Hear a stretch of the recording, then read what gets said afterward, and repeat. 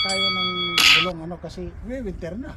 Wala, hindi pa nga bumagsak ang snow pero talagang magwi-winter na habang medyo kayang-kaya pang lamig sa labas, so, ano?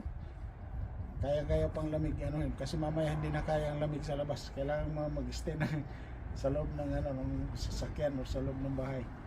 Ngayon, kasi ang deadline ng pagpalit ng gulong dito sa sa summer tire to winter tire ay December 1. So bago tayo bago mag December 1, kailangan mapalitan na ito ng gulong. Ngayon ay November 23. November 23 ngayon. So ilang araw na lang, isang linggo na lang. Ano na, deadline na.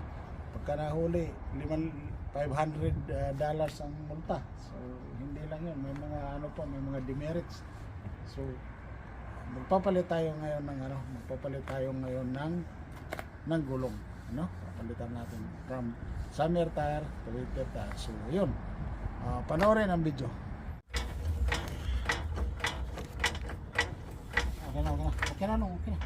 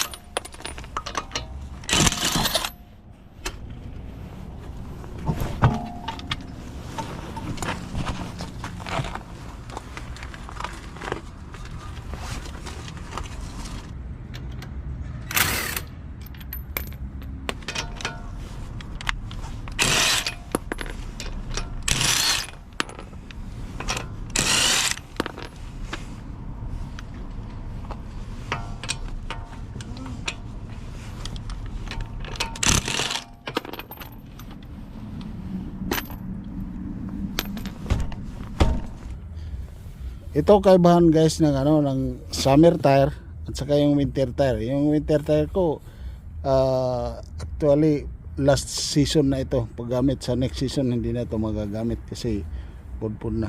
Ang kaibahan niya kasi ang tread niya ito ay lang, ordinary lang. Itong winter tire meron siyang maliliit na grano ng ganyan. Lahat ng winter tire ganyan. May ganyan. At saka yung texture ng gulong niya kakaiba sa texture ng regular tire sa summer tire. Ito pagka to ng basa, hindi siya nadudulas.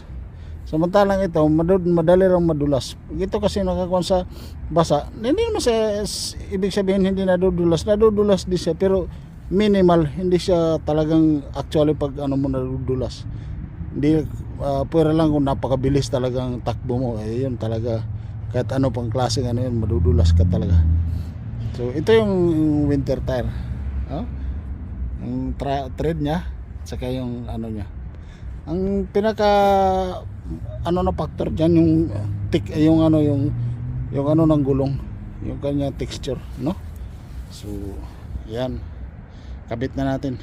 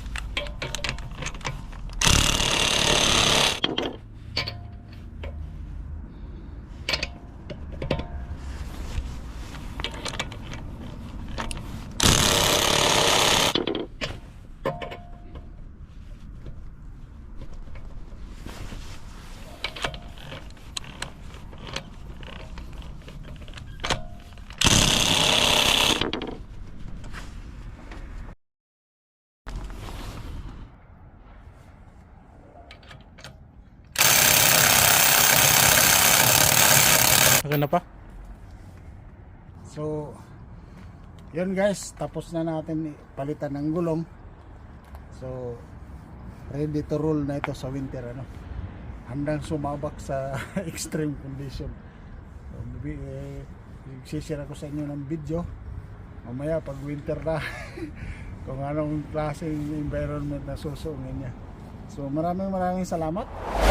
Kung nakarating ka sa portion ng video na ito, paki-like naman at saka paki-share ang video natin. Sa mga hindi ko pa subscriber dyan, ano, subscribe lang.